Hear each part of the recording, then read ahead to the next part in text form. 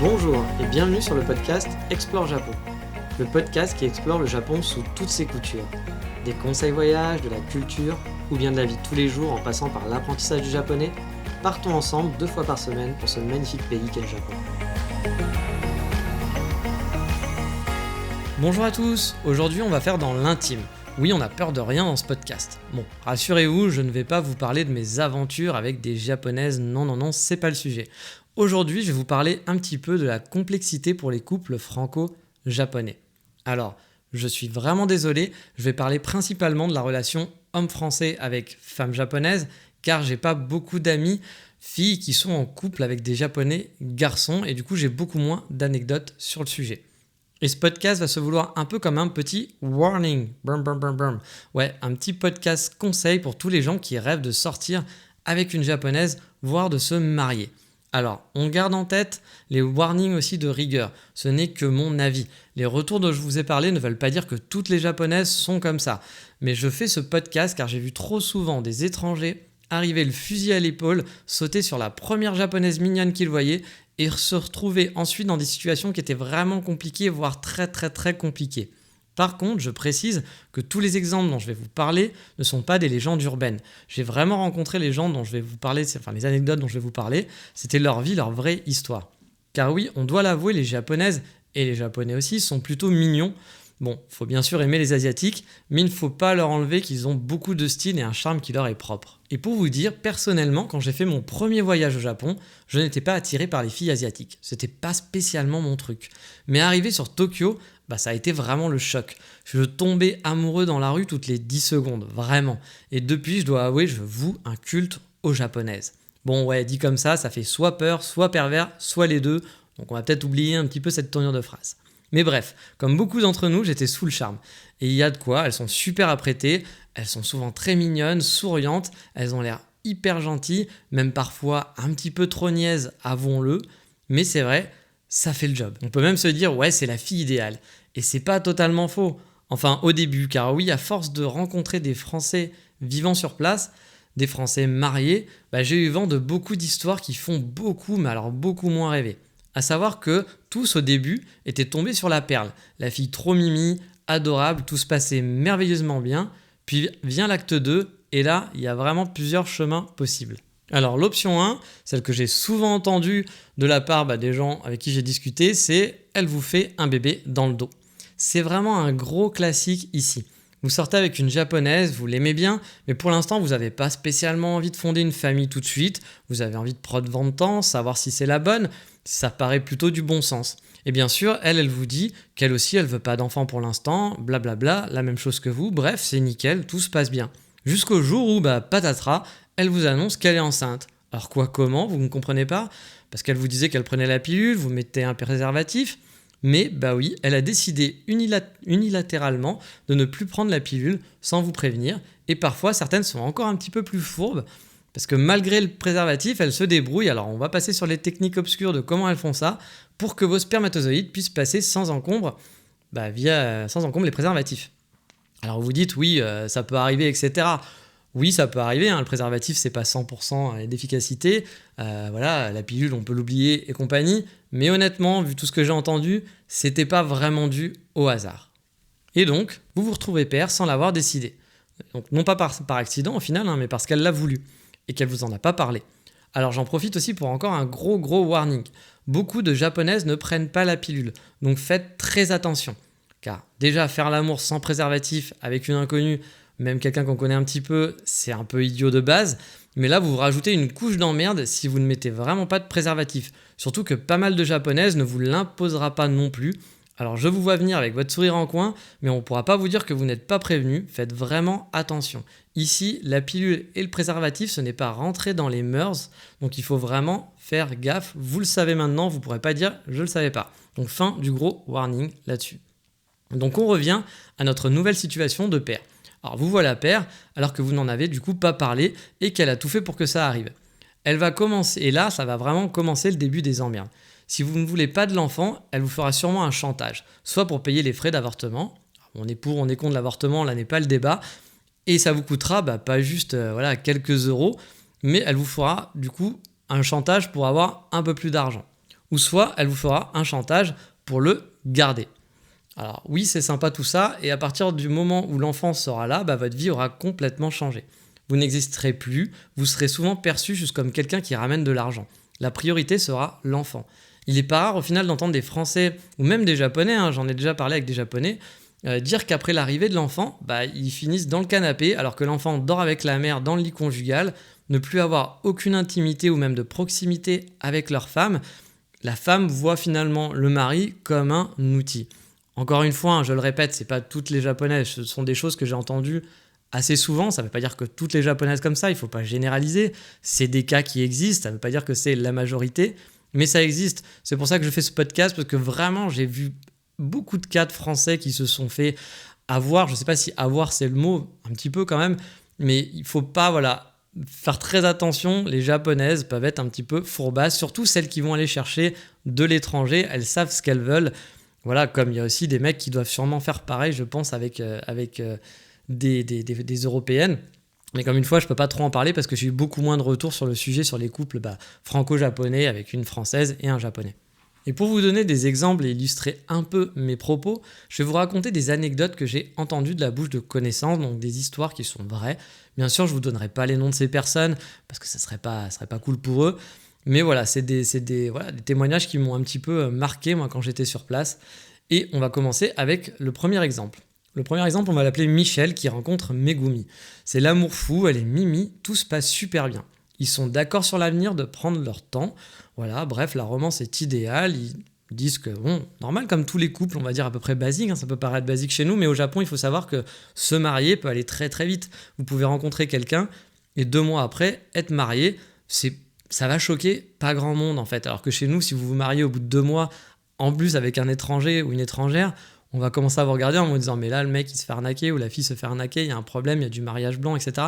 Non, au Japon c'est normal de se marier vite, même, et c'est même pas une histoire de visa ou de papier, même entre eux au Japon, on se marie assez vite. Donc bref, ils sont d'accord, ils veulent prendre leur temps, on va dire une rencontre normale, puis un jour elle lui annonce qu'elle est enceinte. Alors, il ne comprend pas car elle prend la pilule, ils mettent des préservatifs, et elle lui annonce finalement qu'elle ne prenait plus la pilule depuis X semaines, et sans l'avoir prévenu, sans en avoir parlé, vraiment c'était unilatéral.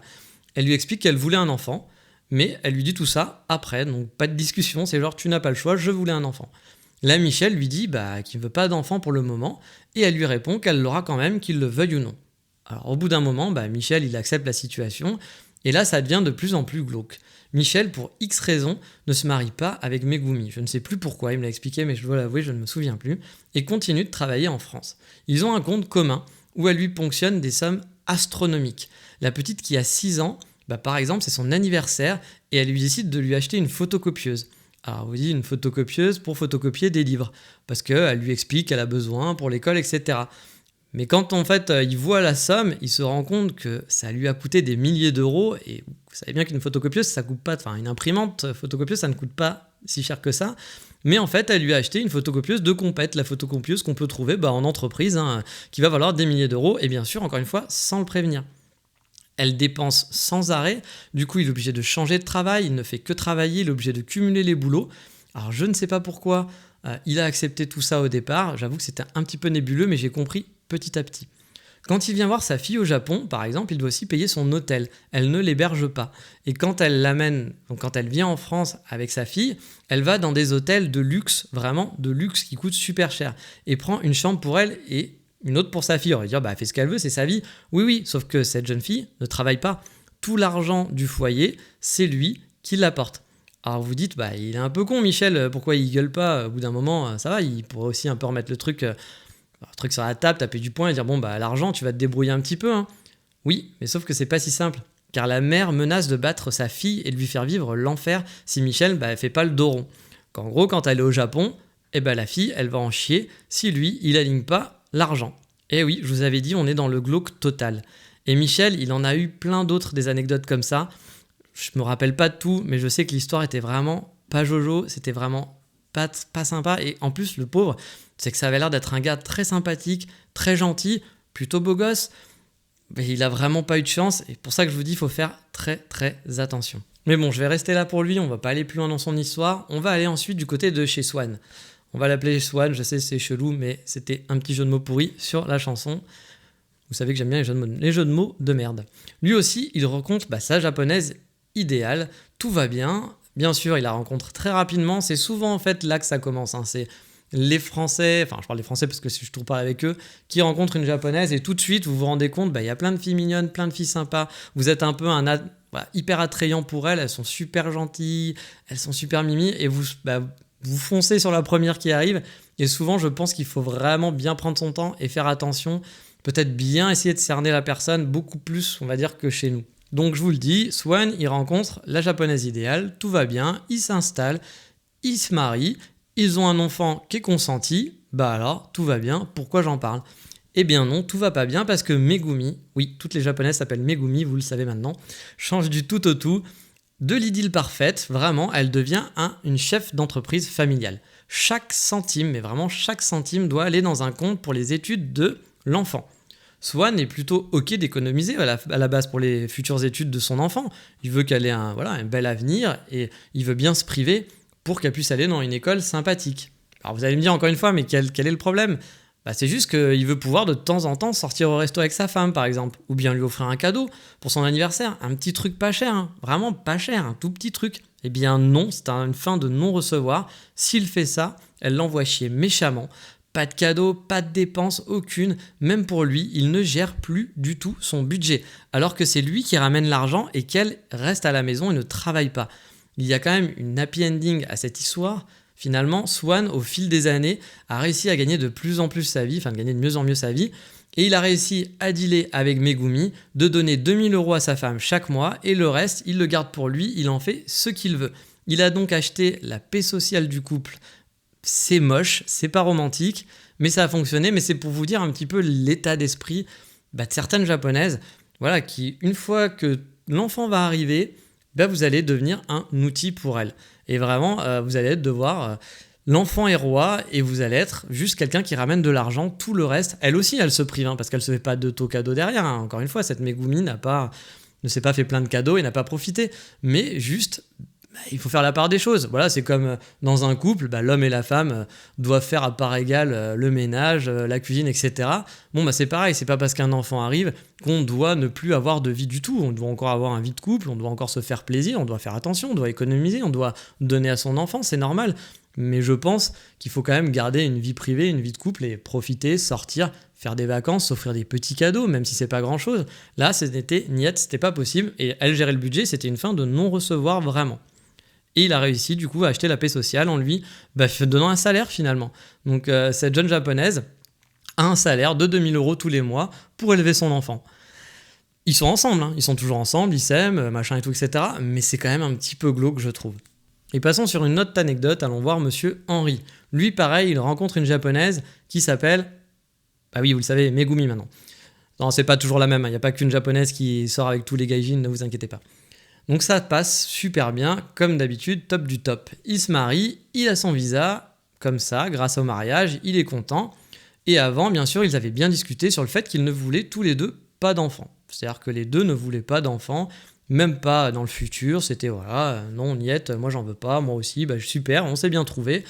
On a un couple qui marche bien, on a des bonnes fondations. Oui, alors je sais pas si c'est une bonne fondation de se dire tous les deux on ne veut pas d'enfants. Alors moi personnellement je suis pareil, je ne veux pas d'enfants. On est dans le 36-15 ma vie. Mais c'est un choix des deux personnes, donc c'est plutôt bien qu'ils se soient trouvés. Lui il est jeune, il veut prendre son temps, elle aussi. Bien entendu, Megumi est d'accord, elle approuve à 100% comme je vous le disais. Mais du jour au lendemain, là aussi, un enfant arrive alors que y avait préservatif, pilule et tout le tout team. Et là, on peut se dire que les moyens de prévention et de contraception au Japon sont pas hyper efficaces quand même à force, parce que vu le nombre de fois où j'ai entendu des Français qui ont eu des problèmes comme ça, d'enfants qui sont arrivés alors qu'il y avait des préservatifs et la pilule, je pense que si vous avez une entreprise de pharmaceutique, vous pouvez peut-être vous lancer sur le marché japonais, vous allez peut-être faire beaucoup d'heureux. Ou alors, c'est peut-être que ces filles sont super perfides, donc c'est à vous de décider, à vous de voir si c'est un problème de certaines filles japonaises ou si c'est un problème de l'industrie pharmaceutique au Japon. Lui, donc, il dit qu'il ne veut pas d'enfant à Megumi. Vraiment, il dit non, mais moi je te l'ai dit depuis le départ, on était d'accord, je ne veux pas d'enfant, je n'en veux jamais, donc c'est pas possible. Et que du coup, Megumi lui dit ok, si c'est le cas, il faudra que tu payes des milliers d'euros pour avorter, beaucoup plus que la somme qu'il faudrait pour avorter. Il lui dit qu'il ne payera pas. Alors là, elle l'a pris au piège. Elle lui dit au bout d'un moment que du coup elle va le garder et qu'il devra l'assumer quoi qu'il arrive. Et Henri, il est freelance. Et s'il quitte Megumi, il se retrouve sans visa. Donc Henri est pris au piège. Et elle joue beaucoup là-dessus en lui disant voilà, si tu veux pas de l'enfant, si tu veux pas l'assumer, c'est pas vraiment si tu veux pas t'occuper de l'enfant, parce que c'est même pas ça, c'est si tu veux pas donner de l'argent pour l'enfant pour qu'on puisse l'élever, on va divorcer et tu devras l'assumer. Et si tu l'assumes pas, tant pis pour toi, t'auras plus de visa, tu devras te partir. Un chantage, encore une fois, c'est moche. Et des histoires comme ça qui se ressemblent finalement souvent, j'en ai eu quand même pas mal. Je vais pas vous dire que j'en ai plus de 200 ou 300 trucs, mais j'ai dû entendre au moins une dizaine, une quinzaine de garçons mariés qui m'ont raconté ça. Et mine de rien, quand j'ai discuté avec des gens qui sont mariés avec des japonaises, il y en a très peu qui sont heureux en couple. Je crois de tous ceux que j'ai entendus, j'ai peut-être pas de chance, peut-être que je rencontre les mauvaises personnes, mais il y avait, je crois, j'ai eu 2 couples qui avaient l'air vraiment d'être heureux. Tout le reste, c'était compliqué. Et quand je dis compliqué, c'est pas compliqué comme dans un couple normal où on s'entend pas parfois, on s'engueule, parfois il peut y avoir de la lassitude, etc. Non, c'est compliqué parce qu'il y a vraiment des choses dont nous on n'a pas l'habitude, avec des chantages aux enfants, des chantages au visa, des choses comme ça. Donc c'est pour ça qu'il faut faire vraiment très attention et ne vous jetez pas sur des premières japonaises. Mais c'est pas que pour les gens qui arrivent au Japon que ce problème peut arriver, parce qu'il y a d'autres problèmes. Parce qu'il y a aussi des trucs très glauques aussi, où des filles japonaises, j'ai entendu, elles avaient ciblé des hommes mariés. Et malgré le fait qu'il y ait préservatif, là aussi, miraculeusement, elle tombe enceinte et donc réclame une somme astronomique pour l'avortement et pour au passage ne pas le dénoncer à sa femme. Bon, vous allez me dire que le mec, il l'a vraiment mérité et je suis totalement d'accord avec vous.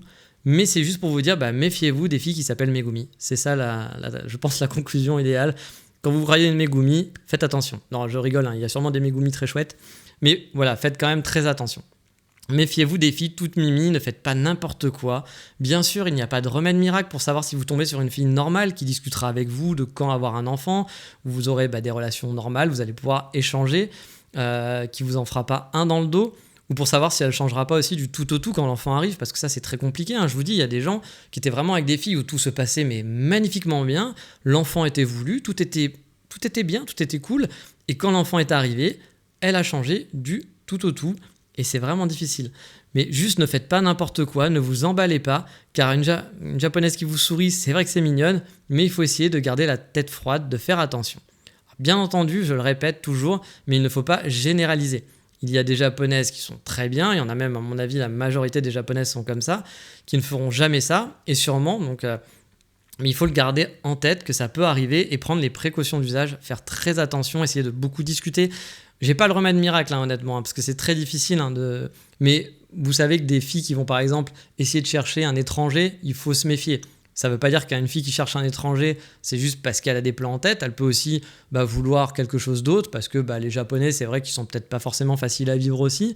Moi, j'ai souvent discuté avec des Japonaises qui me disaient que sortir avec un Japonais, c'était pas possible, non pas parce que elles veulent faire un enfant. Alors il y en a qui veulent juste des enfants étrangers aussi. C'est aussi pour le côté genre je veux un enfant étranger parce que c'est mignon. Le côté jouet. Alors, ça aussi c'est un peu triste quand même se dire vous allez pas choisir. Enfin j'espère que vous allez pas choisir votre mari parce que vous vous dites tiens comme ça l'enfant il sera mignon. Je sais pas si c'est vraiment un choix de mari. Pourquoi pas, après on est tous libres de faire ce qu'on veut, mais un peu chelou pour ma part. Donc il faut vraiment faire attention à tous ces points-là. C'est compliqué. Faut le garder en tête. Je pense qu'il faut surtout bien communiquer. Mais après, vous n'êtes pas à l'abri d'une mauvaise surprise. Mais ça, après, c'est la vie qui est faite comme ça. Et je suis vraiment désolé, encore une fois, de ne pas pouvoir vous parler de l'inverse, des Japonais avec des filles étrangères. J'ai eu vent parfois de Japonais qui cherchaient un peu une maman, car finalement, les couples japonais sont parfois, comme je dis, un peu sur ce type. Mais je ne sais pas du tout ce que ça donne, parce que j'ai pas beaucoup d'amis filles qui sont mariées. La plupart sont célibataires au Japon. Je pense que les relations sont vraiment différentes, et même la drague est différente. Donc c'est un peu compliqué. Et oui, je le disais, il y a pas mal de Japonais qui cherchent aussi un peu des mamans, pas que avec des étrangères, mais en gros, le couple, c'est l'homme qui travaille, qui ramène l'argent, la femme qui reste à la maison, qui va gérer le budget, mais en contrepartie, elle va faire le bento, les tâches ménagères, elle va s'occuper des enfants. Alors vous allez dire, oh mon Dieu, mais les femmes se font exploiter, c'est horrible. Alors oui, parfois c'est vrai, et non, parfois aussi, j'aimerais vraiment nuancer ça. Car quand vous gérez le budget là-bas, vous pouvez partir en vacances avec vos copines, sortir la journée dans les cafés, pendant que le mec tape jusqu'à point d'heure. Vous savez, la question que j'ai eu le plus souvent lors d'un premier rendez-vous, c'est tu fais quoi comme travail, tu gagnes combien ? C'est pas vraiment comme en France où, l'argent, on est indépendant, on se réclame indépendante, les femmes se réclament d'être indépendantes et c'est normal. Au Japon, on va vous le demander parce qu'il y a beaucoup de Japonaises qui cherchent quelqu'un qui va leur amener de l'argent pour pouvoir justement après derrière gérer le budget et avoir la vie qu'elle souhaite, sortir avec les copines, kiffer, pendant que vous allez travailler comme un connard à ramener de l'argent tout simplement. Après, vous allez dire, surtout, voilà, je sais qu'en ce moment, le féminisme, on le hurle à tous les bouts de champ. Moi, j'ai encore une fois, je trouve ça normal que les femmes aient autant que les hommes, qu'on soit égaux, que ce soit dans les salaires et autres. Après, je pense qu'il ne faut pas retourner la situation et en crier trop, en vouloir trop, et surtout gueuler pour tout et n'importe quoi. Mais voilà, quand je dis que les femmes ont quand même un beau rôle, parce que quand vous gérez le budget, vraiment, il faut se mettre, en fait, ne pas se mettre dans la situation de l'Europe et essayer de voir comment ça se passe ailleurs. Et effectivement, ces femmes-là, pas toutes, parce qu'il y en a qui doivent le subir et qui n'ont pas le choix parce qu'elles savent que si elles veulent avoir une bonne vie, elles n'ont pas le choix. Mais il y en a beaucoup qui le cherchent parce qu'elles savent qu'elles ont la belle vie au final, vu que c'est elles qui gèrent l'argent et que le mec est là, c'est un outil, il dort dans le canapé, il ramène l'argent. Et les couples japonais aussi, parfois, le mec va tromper, la fille va tromper et ça dérange un peu personne. C'est vraiment très bizarre. Après, je veux remettre aussi dans le contexte, qu'on ne me dise pas « Non mais attends, gars, tu te prends pour qui, t'es macho, etc. » Parce que je sais aussi que, par exemple, pour les femmes, c'est très difficile pour les femmes japonaises de pouvoir travailler au Japon, encore plus quand on a un enfant. Les conditions de travail pour les femmes sont vraiment très difficiles, donc certaines doivent choisir ça parce qu'en se disant de toute façon si je veux travailler ça va être compliqué, mais heureusement je trouve qu'il y a de plus en plus de femmes au Japon qui peuvent travailler, qui peuvent être indépendantes, et ça c'est plutôt chouette. Et je pense que c'est chouette aussi qu'il y ait de moins en moins de choufous, de femmes au foyer qui aient un peu la main mise vraiment sur le couple et qui du coup étranglent un petit peu le couple, qui en fait ont un peu les pleins pouvoirs, même si on pourrait croire, parce que dans la tête on dit femme au foyer égale femme au foyer, la pauvre elle est exploitée, elle peut pas faire ce qu'elle veut, sauf que quand c'est vous qui gérez l'argent, c'est pas tout à fait la même chose, c'est pas vous qui cherchez l'argent, mais c'est vous qui gérez l'argent. Et les Japonais souvent, encore une fois, ils vont pas partir comme ça, ils vont plutôt se tromper en fait, ça va être un petit peu un côté lâche. Encore une fois, je généralise, je parle de ça veut pas dire que tous les couples japonais sont comme ça, mais vraiment, pour l'avoir vécu, quand je fais des dates, les 3/4 du temps, les premiers messages qu'on va me demander et les premières choses qu'on va parler, c'est qu'est-ce que tu fais comme travail, combien tu gagnes d'argent. Au tout début, moi, un peu con, je disais, je suis étudiant, je suis venu ici pour apprendre le japonais. Je disais, je suis étudiant, à partir de là, je n'avais plus aucune réponse. Vraiment, plus aucune réponse. C'est-à-dire que elles n'avaient pas eu le temps de savoir que j'avais quand même un peu d'argent de côté, mine de rien, pour un étudiant, j'étais un peu un étudiant qui avait un peu d'argent. Mais c'est pour vous dire un peu la mentalité. C'est que, étudiant égale, il n'a pas d'argent, il n'a pas une situation fixe. Ou quand je disais que j'étais étudiant, mais que j'avais été chef de projet avant Internet, alors là, dès que je disais que j'étais chef, tout de suite, c'était intéressant. Mais quand même, la question d'après, c'était qu'est-ce que tu veux faire au Japon ? Quel type de métier tu veux faire ? Machin. Parce qu'elle voulait savoir combien j'allais gagner d'argent. C'était vraiment ça qui les intéressait. Encore une fois, en France aussi, il y a des gens qui sont intéressés par l'argent, que ce soit des mecs ou des filles, bien entendu. Mais au Japon, c'est quand même très généralisé, je trouve. Et je vais vous parler d'une petite anecdote par rapport à ça aussi, encore une fois. Quand je parle de salaire, il faut vraiment voir que si le mari ne ramène pas une bonne prime, par exemple, ça va être le cataclysme. J'ai eu le vent, par exemple, d'un ami japonais qui avait des tickets pour faire du sexe avec sa femme. Il avait le droit à 3 tickets par mois. Ouais, 3 tickets par mois. Et une fois les tickets qui étaient utilisés, il pouvait plus rien faire. Il y avait YouPorn s'il avait envie d'un petit côté romantique ou d'un petit côté charnel. Par contre, s'il ramenait une bonne prime, il avait le droit à des tickets supplémentaires. Il avait le droit de faire l'amour avec sa femme, un cadeau, bonus, on fête la prime. S'il avait une mauvaise prime, par contre, là, c'était du YouPorn pendant 2 mois.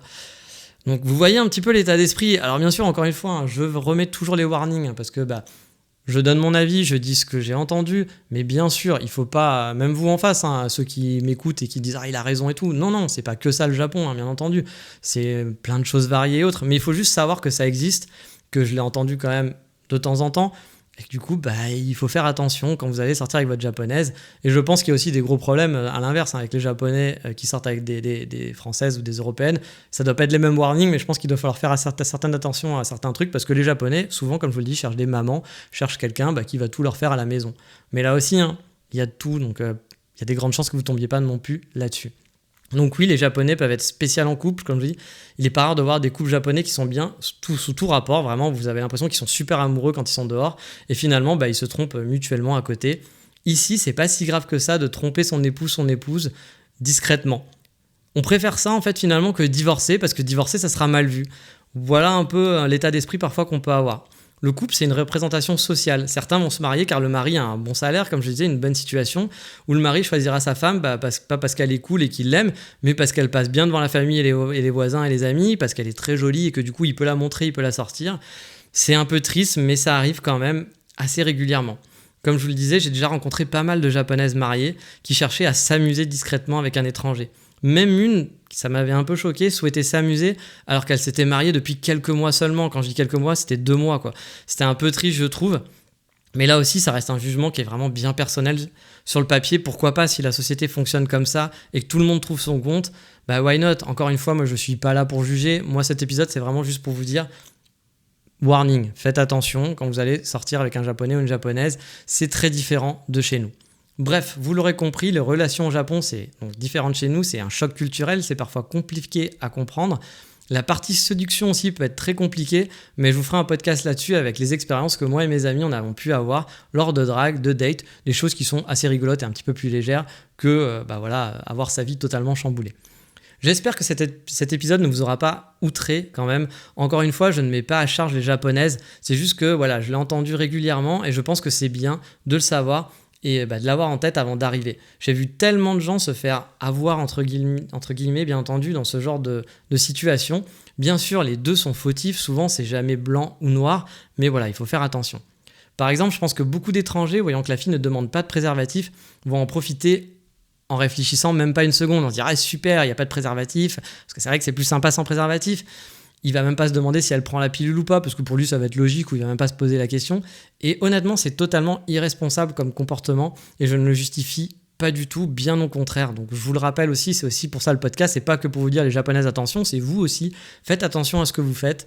Vous êtes autant responsable. Oui, si elle vous fait un truc dans le dos qu'elle vous le dit pas, là c'est moche, vous y pouvez, c'est pas de votre faute, mais pensez au préservatif et gardez en tête qu'elles ne prennent pas souvent la pilule et que le préservatif de toute façon c'est obligatoire. Mais voilà, il me semblait juste important de le rappeler, qu'il existe des différences culturelles. Là où en France, la française par exemple vous dira que pas de capote, pas de sexe, et elle a raison. Et une japonaise ne dira sur peut-être rien, elle vous ne demandera rien du tout. Et comme je l'expliquais dans ce podcast, même si vous avez mis les bases et que vous faites attention, vous aurez peut-être une mauvaise surprise. Donc soyez vraiment vigilants et ne vous précipitez pas sur la première fille mignonne qui vous sourit. Parce que derrière ce sourire de princesse, se cache peut-être votre pire cauchemar, ou peut-être que ça sera la femme de votre vie. Prenez votre temps, analysez. Je sais que parfois le visa fait faire aussi des choses un peu bêtes, qu'on va se dépêcher. Moi, par exemple, je vous l'ai déjà expliqué dans certains podcasts, je ne voulais pas me marier pour avoir un visa. Je ne dis pas qu'un jour, je n'aurai pas un visa mariage et que c'est comme ça que j'irai au Japon, mais vraiment, ce n'était pas un but. Je ne vais pas presser le pas juste en me disant « Allez, il me reste plus que 4 mois, je suis bien avec cette fille, bon, il faut que je me marie, même si ça fait que 2 mois que je la connais. » Je pense que c'est vraiment très important de prendre son temps et de voir justement si en prenant son temps, la fille n'est pas en mode speed. Parce qu'aussi, il faut savoir que les japonaises, souvent, pensent qu'après 30 ans, c'est difficile d'avoir un enfant, que c'est même quasiment impossible. J'avais déjà discuté avec une fille de 29 ans qui me disait que c'était sa dernière année, sinon elle n'aurait plus jamais d'enfant. Bon, faut pas déconner. Donc il y a tout un état d'esprit comme ça, il y a une société qui pousse aussi, encore une fois, je ne dis pas que les femmes sont perfides, si elles sont comme ça, c'est qu'il y a une société qui les pousse, c'est les amis. Quand on voit sa copine qui est avec un homme qui gagne bien sa vie, qu'elle va tous les jours au café, qu'elle a une vie tranquille, qu'elle peut partir en vacances tout le temps, sans le mari souvent. Quand je dis partir en vacances, c'est partir tout seul avec ses potes. Le mari, lui, continue de bosser. C'est vrai que d'un côté, ça peut aussi faire envie, en se disant, bon, ce mec-là, il est plutôt sympa, il est mignon, c'est pas l'homme de ma vie, mais il gagne bien sa vie, je peux avoir une vie sympa.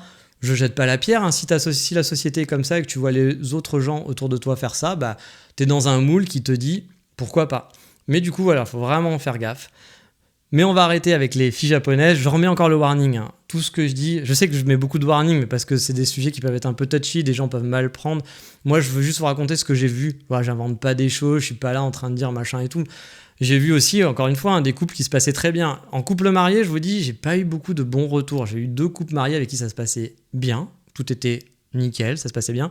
Sinon, c'est vrai que souvent c'était compliqué. Dans les couples non mariés que j'ai vus, il y en a plein. Et je connais pas tous les Français au Japon aussi. Je pense qu'il y a plein de Français avec qui leur vie se passe parfaitement bien avec des Japonaises.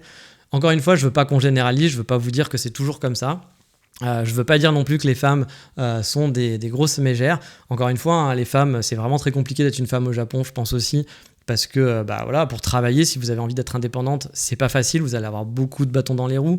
Vous allez aussi... ce sera plus dur qu'un homme, vraiment, ce sera plus dur qu'un homme. Et encore plus si vous êtes étrangère, je pense. Et du coup...